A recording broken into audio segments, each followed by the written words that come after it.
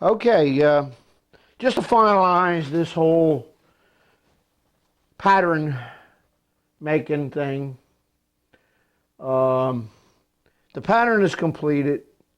And you saw that on the video the other day at the end, where I got pictures of it. And I made the core box. Now, I didn't make a wood box because I didn't want to waste the wood. And I had a lot of the repro, and I mentioned this before, that you have to use it up because it goes bad after a couple of months, shelf life. And so I used up what I had, and I made the core box. And if you notice, one is a little thinner than the other side because that's all the repro I had. So, but it works. And here's the core box. It's going to be 2 pins there. Put it together like this. Okay, and you ram it up. Now, just so you know, I watched the video. Of course, Mr. Pete, he did it correctly. He knew what he was doing. But some other guy on there made a core. And he's going to make a CO2 core. And he put the he just put the stuff in there. He kind of went like he was making a cake or something. And didn't ram it up or nothing. Put the 2 halves together like this, real carefully, like so it wouldn't fall out. He went like this. And then he clamped it or something. Then he shot the CO2 down there. Then when he went to take it apart, it broke right in half right at the parting line. So then he rammed it up right by hooking it together like you're supposed to do, with a C-clamp on it like this. And you put the sand in, and you're supposed to, you know, ram it up like that. Okay? So I did that, and then he did that, and then he screened it off. Then when he took it apart like this, and the core was in there. Here's the one I made just recently. It was in there, and he tried to pull it out of there, and he broke it. Now they're not that strong. They're strong enough. They're sand, you got to remember, and they have to be a little bit that way. Can't be real hard because they won't be able to get them out. You got to chop them out. So you're supposed to wrap it. And I'm going to do that. I'm going to show you how to make the whole thing. Now, that's that core box. Now, here's another one I made. This one is a wooden one. This is a regular wood core box with metal pins and professional style core box. And I'll show you that one. It's just a professional core box. Now, I made it real long because I made this piece turned up on the lathe. And that goes in there, and that gives me like a different length core. Okay, and that's why I have that. If I want to make it, like if you take this off, and this is the core, how long the core I need. If you want to make a longer core for some reason, you can do that or that. Put a pin in there or something to make the other core. Well, I brought this one out to show you that. And here's the reason why I did that. Here's the core that was made out of that. Okay, now this is the original pattern that I made, the mold to make repros to mount on a match plate, and I colored the core prints in there so you can see, you know, what's over here, what I did, and so you understand. Now, remember what I said, it's a core what? Print. So now this is the mold that I made to make the reproductions, but you see here, this is what you would see in the sand impression. And when the mold maker works, he puts the core inside there like that. Now you see, that's the core. It lays in the core prints. Okay, that's best I can tell you. And then here is the finished product right here. There's the finished product.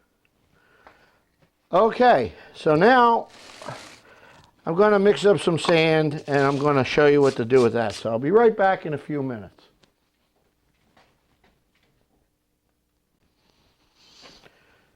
Okay, now I have the sand down here. All right, now I'm picking this up. It's kind of heavy. It's silica sand. Okay, now regardless of what anybody else says, you can't go down the beach and get the sand, for God's sakes. You can try to do it, but it ain't going to come out that good because the sand is not granulated. It's not all the same consistency. It's all different stuff. It's got dirt in it. It's got this, it's got that in it. Do not use sand from the beach. This right here is washed sand. Now you can go to get play sand, that's good sand, it's not the best. This is the proper sand to use.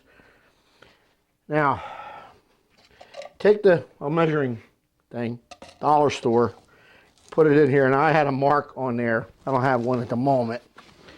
But you got to make sure that it doesn't contaminate. Now look, there's a screw in it. Why? Because people leave the bag open and then stuff gets in it. You got to keep it closed. You got to keep this closed so nothing contaminates it. All right, so now there's the sand. Now you can put a mark there so you always make it the same. Now this stuff here is your binders. These things here are oil and vinegar cruets you get at the dollar store. Don't use the plastic thing they have on the top. Throw that away. And while you drink a couple of bottles of wine, get stood on and then get the corks.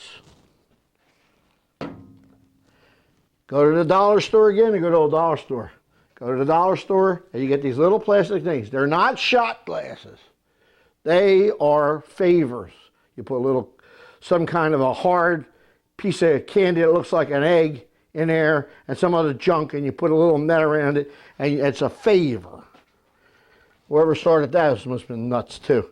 Anyway, now what you do is you take the one, and there's different formulas for this, but you gotta just experiment. Now this thing right here, another dollar store, rubber spatula. And you mix up the sand. And you put this stuff in there, you just dump it in. Don't pour it in, don't, just dump it in. And then you take this and you mix it up. Now, you can mix this all day, it ain't gonna harden until you put the other stuff in. So now what you do is you get all, if you notice, there's all lumps in there. Those lumps, we don't want those lumps. You gotta mix this up till it becomes an even color. If you keep mixing it, you scrape the sides, that's why it's nice to have the clear thing. You can see what's going on, and you keep going around like this until it becomes like a light pink color.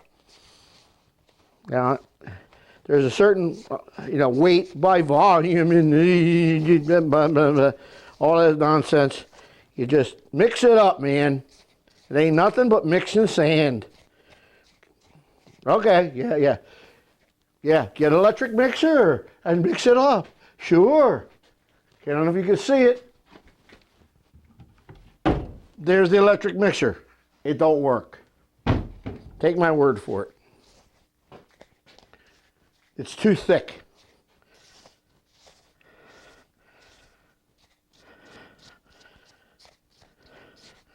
Okay, you make sure there's no white stuff. It ain't much different than mixing cement. Tom mixing cement. You ever hear Tom Mix, the old cowboy? Tom mixing cement. My father used to say that. Okay, now, it's like a light pink color. All right? Now, you can have that stuff mixed up ahead of time all day long. Won't matter. I'm going to put a little more in it, just get a little bit more. Because it doesn't look quite perfect color-wise. I've got a lot more sand in there. I'm probably going to have to throw some of the sand away. But you can pour the sand in here, pour it out, and add a little bit more to it. Make sure.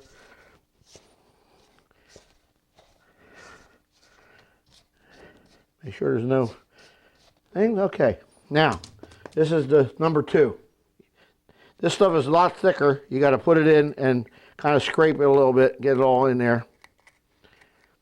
And when these are done, you don't save them. You throw them in the garbage. What are you saving it for?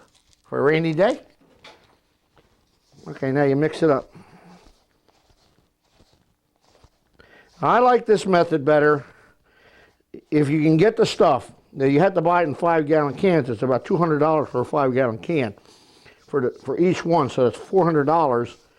And you got 5 gallons of it. Will last you forever. I have gallon cans. I brought my own gallon cans, and he filled them up for me off of one they have for samples. And he sold it to me. Figured out whatever it is, divide it by 5, and now it's going to start setting. So you got to work a little faster. It's becoming like a pink coral color. Okay, now you see it's like a pinky color. Right now, this is what you do. You take your fingers. This is a finger game. You were on the beach when you were learning when you were a kid. Do the same thing. You take a piece of stick or something, you ram it. Put some more in there, you ram it. Ram it. You got to work somewhat fast because it's going to start setting on you. Right now it feels a little bit moist, and that's what you want. You want it to be moist. And I'm doing it here on my saw. I don't normally do it here, but I'm doing it here because this is the best place to make a video for the lighting. But you put it in there like this. You pack it in, push it in, push it in, put some more, pack it down. And that, like that other guy made the core, I guess he just didn't know. You just can't put it in. You got to pack it in. All right, and you just put it in there like that.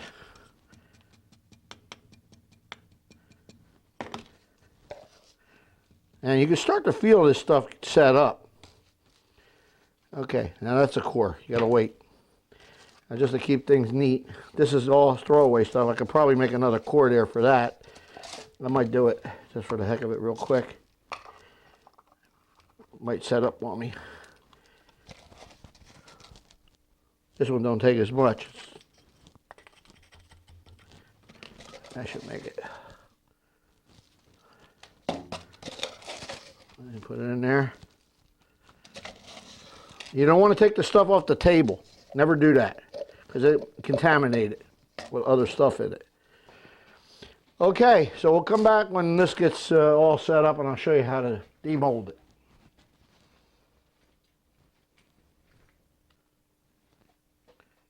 All right, it's been about 10, 15 minutes. And these things are almost ready to pop out. Before I do that, I wanted to show you that yesterday, while Jay was here doing some scanning of one of our new products, which it's going to now be, from this point on, be secret, because I see that other people are getting on the bandwagon and trying to emulate what I'm doing. So until I have it in my hand and show you, I'm not going to even mention it. But you can count on the fact that it's going to be a good product. It's something that's usable, and the price will be right. This here is going to be the steam chest for the 040. I made these yesterday. I made 2 of them. Now let me get the lid. The lid is here. Of course, you know, you got to machine it all and everything. But that's the lid. Goes on there. And of course, this is a split pattern. 2 halves. I got 2 of them. And it's going to go on the match plate, which I have to put on the match plate that's down there. And match plate made up, ready to cut up and paint. Ready to go. Okay, about the pattern again, we were talking. If you recall, I said I was going to get a quote from a professional pattern shop. Okay, just to let you guys know. I'm not complaining about the price and all that. I make them myself. I enjoy making them. I don't really have other people make patterns for me. I make my own. Not only will I save a lot of money, but here's the pattern, so you can see it officially on the video. That's the pour right here, where you pour it. It goes into this runner, and then if you look at the half, let me get it right here. If you look at half of it, like this, you'll see this half. And this is the other side, of course, where the pour gate goes. And, of course, the black, what? Core print. That core that I made over there is going to go into. Well, here, just a few minutes ago, while I was waiting for these things to set up, I got the quote. It's right here. And let me see. I'm going to come around the back of the camera so I can get it set up right. So I can get it centered for you. And you can read it yourself. There it is. There's the people over here that did it. Right here, West Pattern Shop, Cranberry, New Jersey. And so you can see it's official. And you can see right there that it says 2 split patterns, mounted on a board, 1623, full core, split core box, and something else. Okay, there's the price right there. So you see? That's why I make my own patterns. It costs too much. But I wanted to do that. Now, obviously, I got the pattern made. I'm not going to do it. But just to prove it to me, not only me, but most people, I do know what I'm talking about. Okay, let's see. That feels like it's ready. You open this up, and you could put a little groove in here or something to knock it out, but if you just wiggle it easily, see which side it's going to stay on. Okay, there it is, and it chipped there a little bit. Probably the stuff wasn't mixed up. Now, the guy on the internet, he just tried to pull it out of there. So when you put your fingers in there, you pull it out, he crushed it. All you got to do is take a little one of these things and just look. And you start to see it bouncing in there. There it is. All you got to do is wrap it lightly. And I can do it with, you know, small core. Wasn't enough binder in it. So I'm going to do another one. See, there wasn't enough binder. So I'll do that. I had more sand than binder. So we'll do it again. No big deal. Okay. Made another core. This one's hard now. So it's going to work. And like I said, you wrap it a little bit. And you take it apart. Let's see which way it's going to come. Okay. And there it is. Now you just take this and just tap it on the side a little bit until you see it start to move. There it is. It's moving now. Lay it down. Yep, it's still up. See, it's not enough. The binders are no good. That's what it is. It's the material that I'm using is old, so I got to get more. But anyhow, that's how you do it. You knock off the little bit of, with my finger, just knock off the parting line, and that's a core. You can see it wasn't mixed all the way. See it there? A lot of bad mixture. Wow.